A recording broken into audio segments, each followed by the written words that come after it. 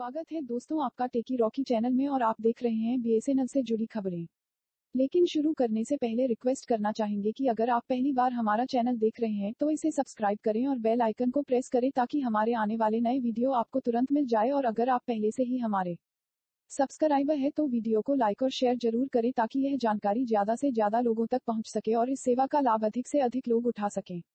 धन्यवाद। तो आइए शुरू करते हैं। बीएसएनएल ने तेलंगाना परिमंडल के 25 जिलों में 4G सेवाएं शुरू की।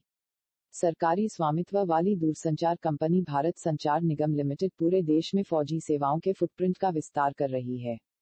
पिछले सप्ताह टेलीकॉम कंपनी ने तेलंगाना परिमंडल के 25 जिलों में हाई स्पीड 4G सेवाएं प्रारंभ करने का अनाउंसमेंट किया था। तेलंगाना के साथ साथ ही बीएसएनएल आंध्र प्रदेश के 11 जिलों में भी हाई स्पीड 4G सेवाएं शुरू कर चुकी है।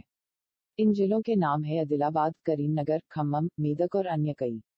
दुख की बात है कि बीएसएनएल ने हैदराबाद शहर में 4G सेवाओं का प्रारंभ करने का अनाउंसमेंट नहीं किया है, जो कि भारत के सब से जाने माने शहरों में से एक है। उम्मीद है कि सरकारी स्वामित्व वाला पीएसयू जल्द ही हैदराबाद सिटी में भी 4G सेवाओं का शुभारंभ करेगा। इससे पहले बीएसएनएल ने कई परिमंडलों में जैसे कि केरला, चेन्नई, गुजरात, कर्नाटक और भी अन्य कई परिमंडल में 4G सेवाओं का शुभारंभ कर चुका है। इसके अलावा बीएसएनएल 4G सेवाओं और नेटवर्क का देश के कई हिस्सों में परीक्षण कर रहा है। बस एक बार दूरसंचार कंपनी को देश में 4G सेवाएं लॉन्च करने के लिए आवश्यक स्पेक्ट्रम का आवंटन हो जाए, उसके बाद पूरे देश में 4G सेवाओं का शुभारंभ कर दिया जाएगा, क्योंकि सरकारी स्वामित्व की कंपनी भारत संचार निगम लिमिटेड के सभी टावर 4G सेवाओं को शुरू करने के लिए तैयार है। बस कमी है तो सरकार के रहमो करम की। जैसा कि ऊपर पहले ही बताया जा चुका है कि भारत संचार निगम लिमिटेड आंध्र प्रदेश के 11 जिलों में अपने 117 टावर्स की सहायता से 4G सेवाएं दे रही है। इन जिलों के नाम है चित्तूर, कुडापा, गुंटूर, कृष्णा, कर्नूल, प्रकाशम, श्री काकुलम, विशाखापत्तनम एंड विजयनगरम। बीएसएनएल को उम्मीद है कि जल्द ही तेलंगाना और आंध्र प्रदेश के बचे हुए जिलों में भी 4G सेवाओं का शुभारंभ जल्द ही कर दिया जाएगा। बीएसएनएल की 4G सेवाओं के ऊपर संक्षिप्त विचार व्यक्त करने को लेकर के कंपनी ने बताया है कि हाई स्पीड इंटरनेट सेवाएं केरला राज्य में पहले से ही प्रारंभ की जा चुकी है और करीब 1 साल हो गया है। केरला राज्य के सभी कस्बे क्षेत्र के टावर्स 4G रेडी है और जिन लोगों को मालूम नहीं है उनको हम बताना चाहेंगे कि बीएसएनएल के लिए केरला सकल सबसे ज्यादा आय अर्जित करने वाला राज्य है। इसीलिए बीएसएनएल केरला राज्य में काफी समय से 4G सेवाओं का टेस्टिंग कर रहा है।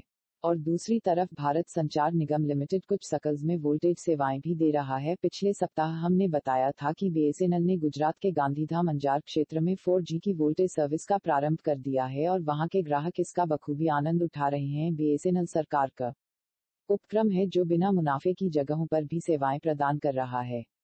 अब हमारे दर्शकों से एक सवाल। उच्च न्यायालय के आदेशों के अनुसार पब्लिक सेक्टर अंडरटेकिंग कंपनियां प्राकृतिक रिसोर्सेज की नीलामी में भाग नहीं ले सकती और कोई भी प्राकृतिक रिसोर्सेज बिना नीलामी के आवंटन नहीं किया जा सकता, यानी कि बीएसएनएल और एमटीएनएल 4G स्पेक्ट्रम के आवंटन की नीलामी में भाग नहीं ले सकती और इनको बिना नीलामी के स्पेक्ट्रम भी नहीं दिया जा सकता।